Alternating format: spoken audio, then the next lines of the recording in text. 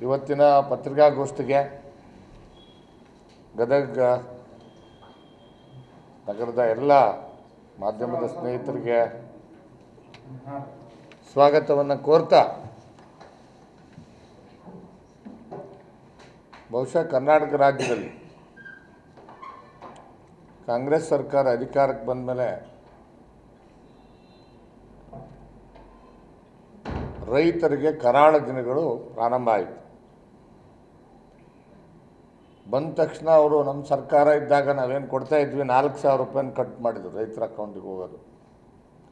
ಅದಾದಮೇಲೆ ರೈತರು ಹೊಲಗಳಿಗೆ ಕರೆಂಟ್ ಕೊಡೋದಕ್ಕೆ ಏನು 25,000 ರೂಪಾಯಿದಲ್ಲಿ ಟ್ರಾನ್ಸ್ಫಾರ್ಮರ್ ಕೊಟ್ಟು ಉಚಿತವಾಗಿ ವಿದ್ಯುತ್ತಿನ ಏನು ಕನೆಕ್ಷನ್ಸ್ ಕೊಡ್ತಿದ್ವಿ ಅದನ್ನು ಕಟ್ ಮಾಡಿದ್ವಿ. ರೈತರ ಮಕ್ಕಳಿಗೆ ವಿದ್ಯಾನಿಧಿನಲ್ಲಿ ಒಂದು ಸ್ಕಾಲರ್ಶಿಪ್ಪನ್ನು ಕೊಡ್ತಕ್ಕಂಥ ಯೋಜನೆಯನ್ನು ಜಾರಿಗೆ ತಂದಿದ್ವಿ. 52 ಲಕ್ಷ ರೈತ ಕುಟುಂಬಗಳ ಮಕ್ಕಳಿಗೆ ಅನುಕೂಲ ಆಗ್ತಿತ್ತು, ಅದನ್ನು ನಿಲ್ಲಿಸ್ತಕ್ಕಂಥ ಕೆಲಸ ಮಾಡಿದ್ವಿ. ಉತ್ತರ ಕರ್ನಾಟಕದಲ್ಲಿ ಬಹುತೇಕ ಸಿರಿಧಾನ್ಯಗಳನ್ನು ಬೆಳಿತೇವೆ, ಅದಕ್ಕೆ ಪ್ರತಿ ಹೆಕ್ಟೇರ್ಗೆ 10,000 ರೂಪಾಯಿ ಸಹಾಯಧನ ಕೊಡ್ತಿದ್ವಿ, ಅದನ್ನು ನಿಲ್ಲಿಸಿದರು. ಟ್ಯಾಕ್ಟ್ರಿಗೆ ಹೊಲಗಳಿಗೆ ಉಳುಮೆ ಮಾಡಲಿಕ್ಕೆ ಟ್ಯಾಕ್ಟ್ರ್ ಸಬ್ಸಿಡಿ ಅಂತೇಳಿ ಪ್ರತಿಯೊಬ್ಬ 5 ಎಕರೆವರೆಗೆ ರೈತನಿಗೆ 1,250 ರೂಪಾಯಿ ಸಹಾಯಧನ ಅಂತ ಕೊಡ್ತಿದ್ದೀವಿ, ಅದನ್ನು ನಿಲ್ಲಿಸ್ತಕ್ಕಂಥ ಕೆಲಸ ಮಾಡಿದ್ರು. ಕರ್ನಾಟಕದಲ್ಲಿ ಸುಮಾರು 23 ಲಕ್ಷ ಕುಟುಂಬಗಳು ಹೈನುಗಾರಿಕೆಯನ್ನು ನಂಬ್ಕೊಂಡು ಬದುಕ್ತಾ ಇದ್ದಾವೆ. ಅವ್ರಿಗೆ ಕೊಡಬೇಕಾದಂಥ 5 ರೂಪಾಯಿ ಪ್ರೋತ್ಸಾಹಧನವನ್ನು ಕಟ್ ಮಾಡಿದರು. ಇಷ್ಟೆಲ್ಲ ಆದರೂ ಕೂಡ ನಮ್ಮ ರೈತರು ಇಷ್ಟೆಲ್ಲ ನೋವುಗಳನ್ನು ಅನುಭವಿಸ್ಕೊಂಡು ಸುಮ್ಮನೆ ಇದ್ದರು. ಅನೇಕ ಬಾರಿ ರೈತ ಮೋರ್ಚಾದ ವತಿಯಿಂದ ನಾವು ರಾಜ್ಯ ಮಟ್ಟದಲ್ಲಿ ಅನೇಕ ಹೋರಾಟಗಳನ್ನು ಈ ವಿಷಯವಾಗಿ ಮಾಡಿದ್ದೇವೆ.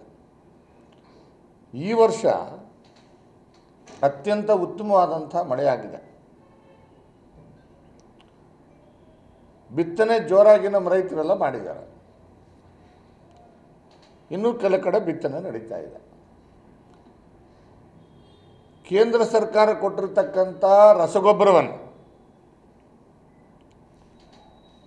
ಸೊಸೈಟಿಗಳ ಮುಖಾಂತರ ರೈತರಿಗೆ ವ್ಯವಸ್ಥಿತವಾಗಿ ಹಂಚಿಕೆ ಮಾಡಬೇಕಾದಂಥ ರಾಜ್ಯ ಸರ್ಕಾರ ಸುಮಾರು 2.5 ಲಕ್ಷ ಮೆಟ್ರಿಕ್ ಟನ್